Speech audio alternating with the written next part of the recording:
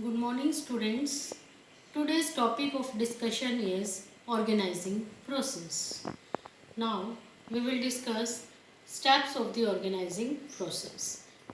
See the first step of organizing process, identification and division of work. Organizing process begins with the identification and division of work. First of all, total work of the organization is identified and then the total work is divided into small jobs. The total work is divided into small jobs so that these small jobs can be assigned to different persons according to their capability and they will be able to complete their job easily and the burden of the employees will reduce because now they have to perform only one job. Then, after identification and division of work, we will move to the second step, that is departmentalization. Under this step, the similar nature jobs will be combined and grouped in one group. That group is known as department or division or section. The process of making groups of similar jobs is known as departmentalization. Departments can be created on three bases. First is on the basis of functions. Like we have different functions, production function, sales function, finance function. So on the basis of these functions, departments will be created. Like production department, sales department, finance department. Now move to the second type of departments. These departments are created on the basis of products like cosmetics product department or food product department, garments department, footwear department, medicine department. In this way departments are created. Now third basis is on the basis of territory like east, west, north, south. Then it will be called as east department, west department, south department, north department. So in this way departmentalization is done. After the creation of department, next step is assignment of duties.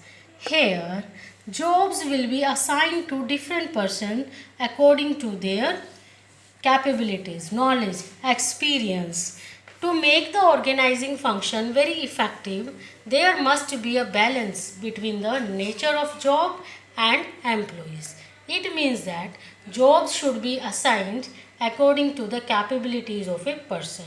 If a person is capable in doing production activity, he will be assigned production task only. If a person is capable of doing sales activity, he will be assigned sales department only. So in this way assignment of duties should be done. After the assignment of duties, next step will be establishing reporting relationships. Yes, only assignment of duties are not sufficient. We have to establish reporting relationships also. It means that an employee will receive orders and instructions from whom and to whom they will report, to whom they are answerable and accountable. This is called as establishing reporting relationships. If clear reporting relationships are established, then there will not be any confusion or doubt in the mind of employees. Everybody will be very much clear to whom they have to report, from whom they have to take order, and they will complete each and every activity properly. And there will be coordination among all the departments.